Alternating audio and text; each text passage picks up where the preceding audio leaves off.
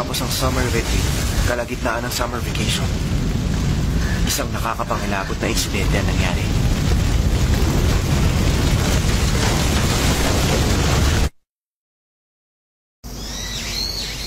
Ito pala ang bahay ni Sarushima. Oo. Nakapunta na ako dito dati kasama ibang taga-student council. Pero hindi naman namin siya nakaharap. Talaga? Hindi talaga siya humarap kahit kanino. Kung ano-ano na nga ang ginawa namin noon eh. Hindi nagpapakita?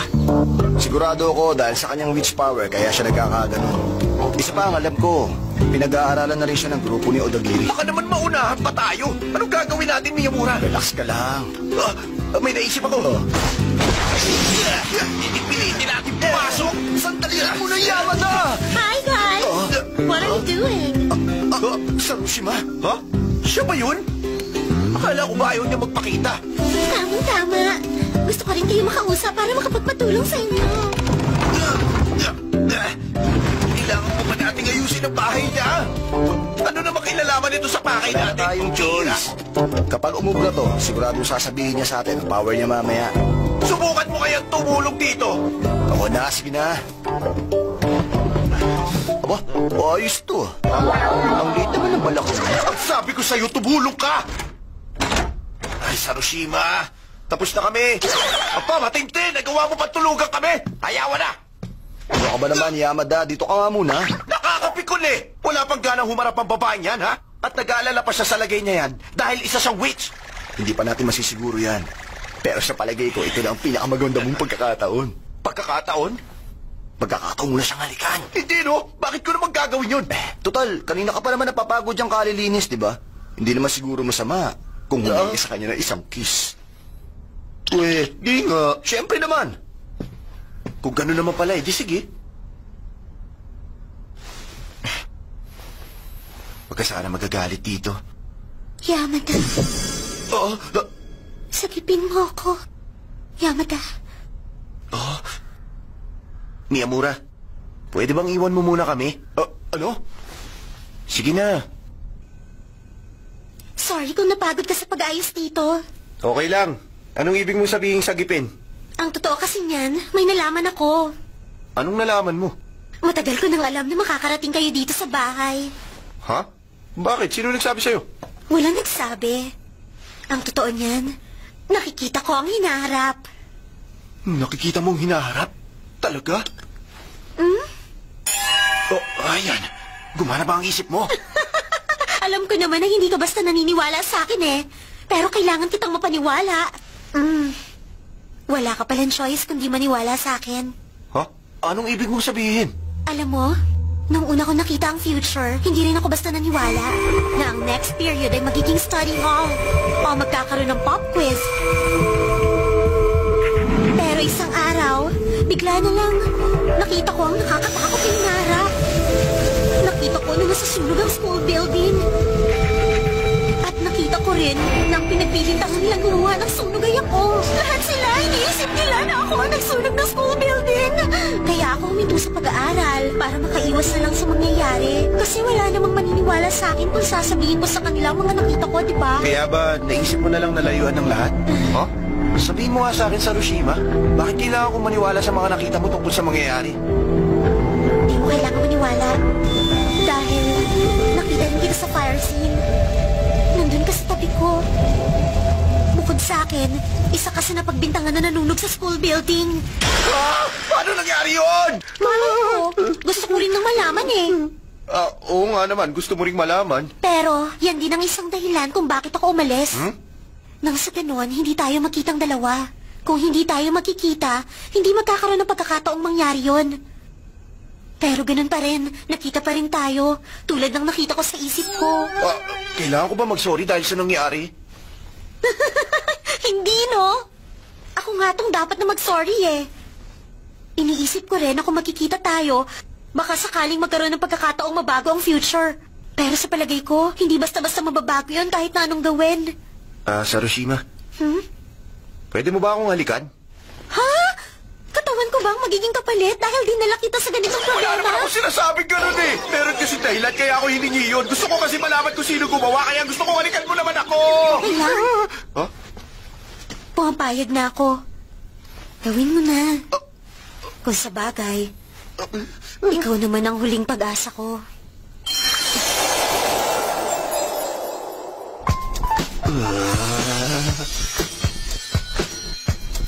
Naramdaman ko nilabas na yung dila. Umayos ka nga dyan! Hindi ka na naman nakikinig eh! Ibig sabihin, totoo pala. Tama pala na si Maria Sarushi may isang witch. O bakit nagulat kayo? Hindi kayo makapaniwalang alam ko? Kung hindi nyo na itatanong, alam ko kung anong power meron ng babaeng yon. Pero wala naman akong obligasyon na sabihin yun sa inyo, kaya secret muna. Ito na munang naibibigay ko sa inyo. Pagtsagaan nyo na.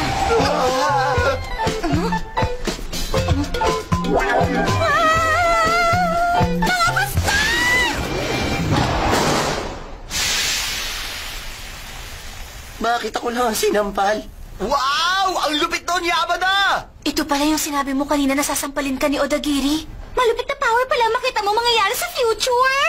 Ngayon, alam na natin na si Sarushima ay isang witch na kayang malaman ang future. Ibig sabihin, ito ngayon ang challenge natin. Tignan niyo muna ang drawing na to. Yan ba ang gawa ni Master Artist Yamada? Matindi, ah. Ngayon lang ko nakakita ng ganyang drawing, ha? Abstract bang tawag sa gawa mong yan, Yamata? Huwag niyo tignan yung drawing! Tignan niyo yung ibig sabihin ng drawing!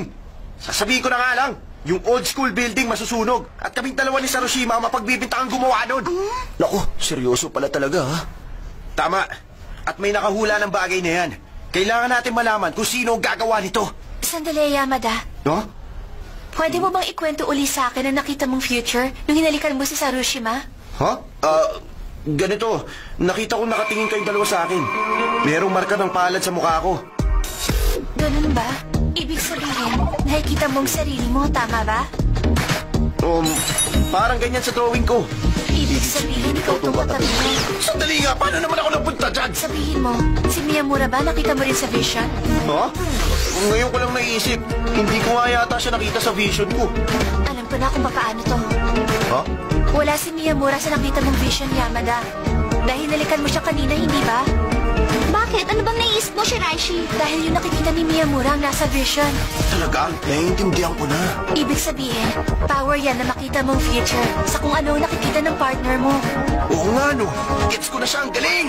Kanina pa sinasabi, ngayon mo lang nag-gets? Tingnan mo ring maigi ang drawing na to. Dahil kayong dalawa ni Sarushima ang makikita dito, ibig sabihin... Alam ko na. Hoy, sandali, Yamada! Saan ka pupunta? Ano? May iba pang tao sa fire scene na nakita ko? Oo, meron nga. May naisip ka bang ibang tao na nahalikan mo na? Ang totoo niyan, meron ako ibang nahalikan. Sino? Medyo nakakailang naman kung ikikwento ko sa'yo. Kaibigan ko rin ang tinutukoy ko. Lalaki. Isang lalaki? Pero huwag kang mag-isip ng masama. Wala kaming relasyon. Nagkataon lang na sabay kaming umuwi galing abroad kaya nagpapalagayan kaming dalawa ng loob. Bakit ang defensive mo kung gano'n? Sino siya at saan ko siya mahahanap? Sige.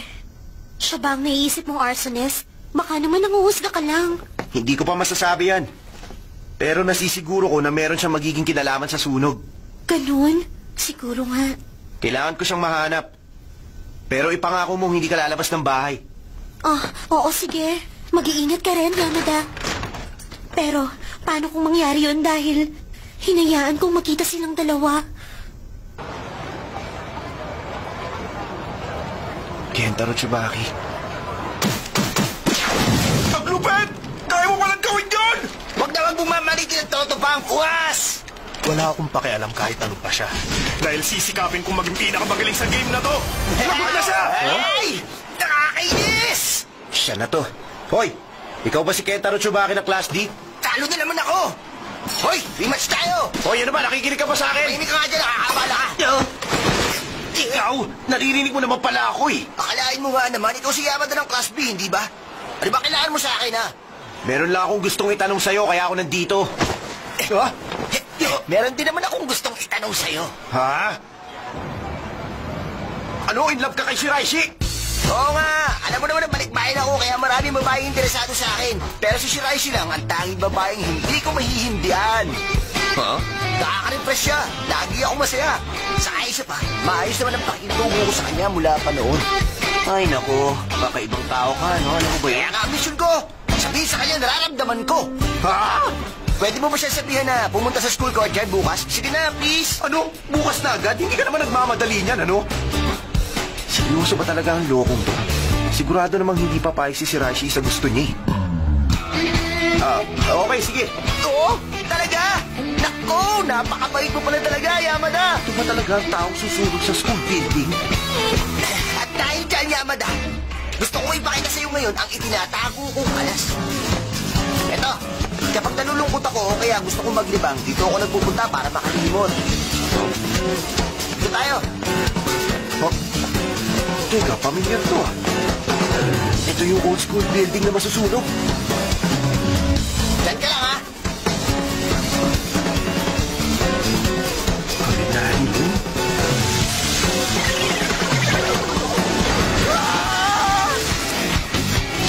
Ano? Ito nga! Siya na nga! Tapos na! Ang simbolo ng pagkakaibigan natin. Ito na nga ang dahilan kung bakit masusunog ang building na to! Huh? Ayaw mo?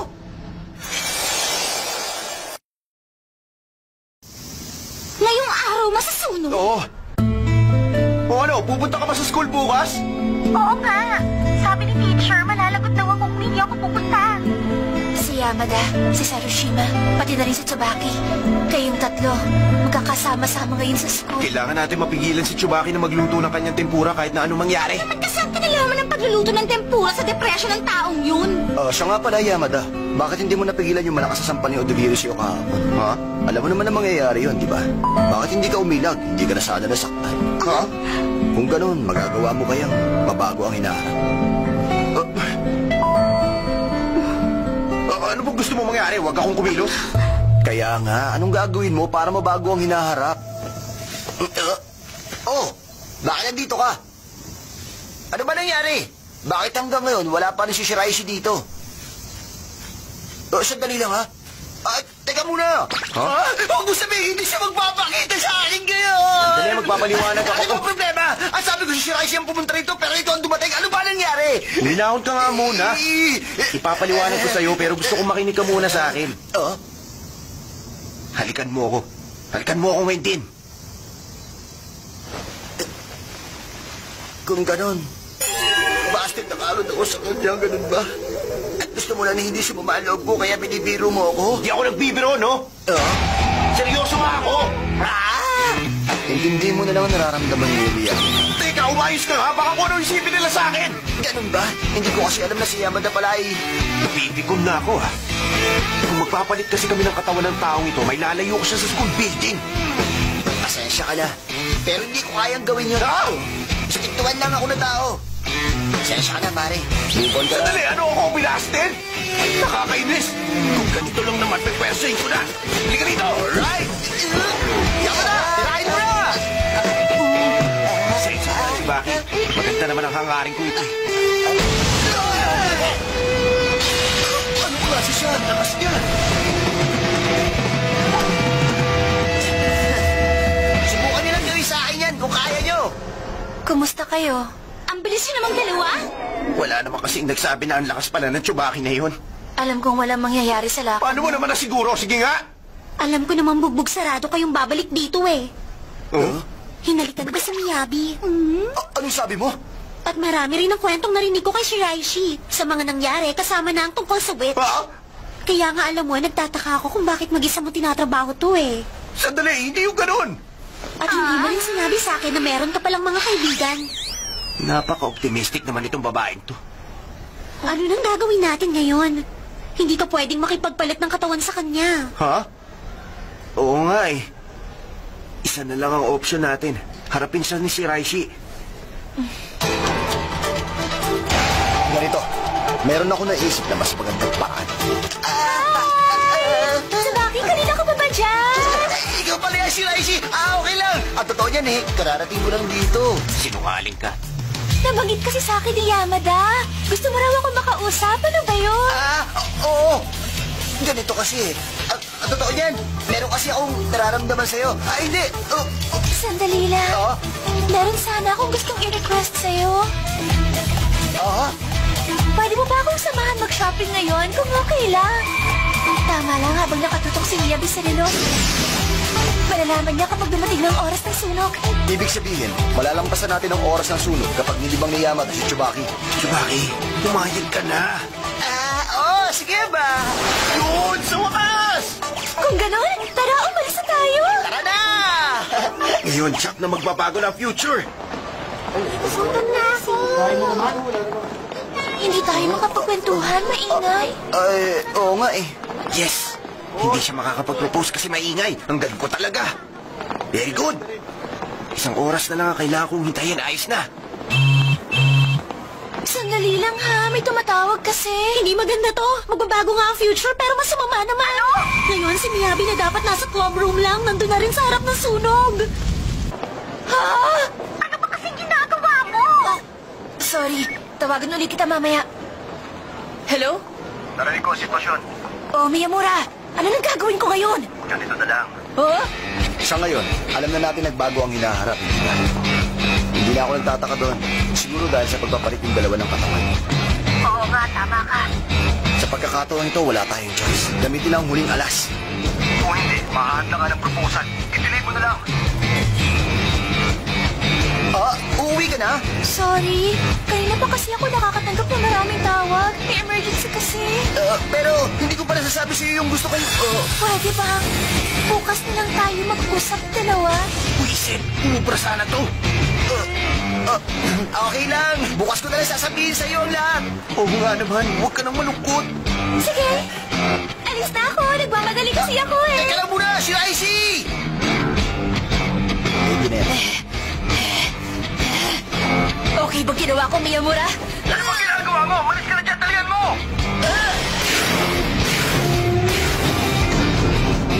Nasaan ako? Bakit puro nagtutupahan ang mga tao rito? Si Icy! Hindi ko na kayang ipagpabukas pa. Mahal na mahal kita, si Icy! Naku po, ano na bang nangyari? Okay, sige. Gusto kong yayain ka ng date. Naku, ano gagawin ko? Wala na akong magagawa pero nakakaya naman kay Shiraishi. Ganun ba? Eh di... Sandali lang muna. Ano ginagawa mo rito, Yamada? Teka! Yamada! Bakit ka ba nandito, ha?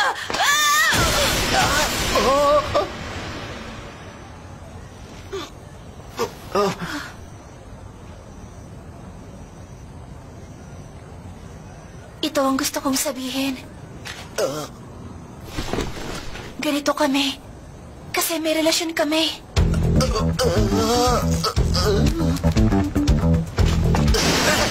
Sandali, Tsubaki! Ano ka ba naman, Shiraishi? Anong ginawa mo? Wala na tayong ibang magagawa. Ha? Hindi talaga kita maintindihan. Saan ka pupunta, Yamada? Hindi ka nag-iingat. Ginagawa mo na lang mas gusto mo. Sige na, buksan mo na itong pinto, Tsubaki! Wala na akong tiwala sa'yo! Lalapit sa akin si Shiraishi tapos wala na niya akong papakaliwalain! Ikaw, nagkala ako kaibigan kita, driver ko rin pala, Yamada! Maniwala ka, may dahilan kung bakit nangyari ko sa'yo! Huwag mo na ilang ang pinto, Tsubaki! Iluto mo na lang ako ng kahit ano, wag lang tempura! Yamada! Ha? Umalis ka dyan sa pinto! Shiraishi, bakit? Shiraishi!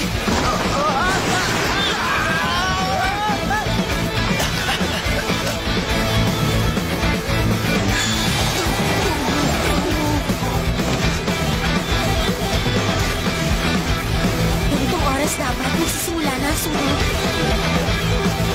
Nagawa natin! Yes! Nagawa natin ang bagong future! Ang galing natin!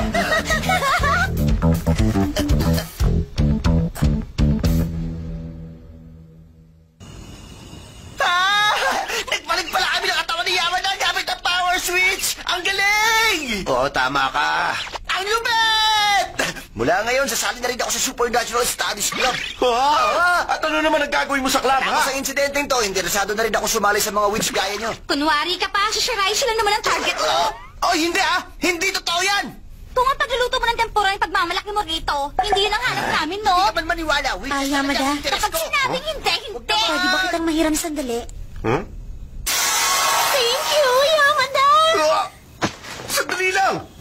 Ang totoo niyan, ayoko rin naman mapagbintangan eh. Nahiya ako to. Pero meron akong gusto malaman. Ano yun? Bakit nga pala tong si Shiraishi, puinersa niya ako na makipagpalit ng katawan? Huh? Hindi niya ba sinabi sa'yo? Hindi. Sorry, hahayaan ko na lang na siyang magsabi. Kahit naman ako nagtataka. Alam na niyang mangyayari pero nakipagpalit pa rin siya sa'yo.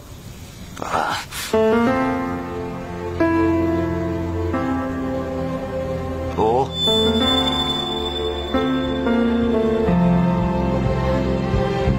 Salamat sa inyo.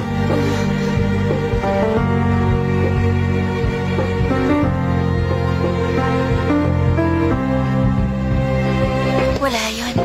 Tapos na ang lahat. Akala mo ba talaga yun ang sasabihin ko? Huwag mo nang uulitin yung ginawa mo yung maliwanag!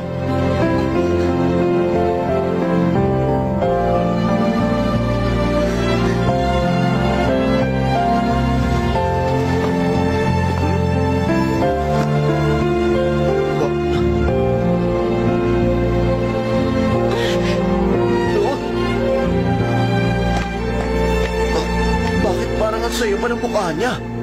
Basta tandaan ninyo, ayoko ng pasaway dito sa grupo, ha? Wow! Please remember na ako na Supernatural Status Club! Buti naman at kumpleto kayo rito. Huh? May balita ako sa inyo. Alam ko na ngayon kung anong power ni Sarushima. Nagulat kayo lahat kasi nalaman ko, no? Sasabihin ko na sa inyo. Nakikita niya ang hinaharap. Mga bastos! Teka muna! Bakit ako na naman sinapal mo? Nagsimula na ang second term. Masaya nga kasi meron pang cultural fest. Cultural festival. Ay, nako. Ano kayang pwede mapaglibangan? Huh?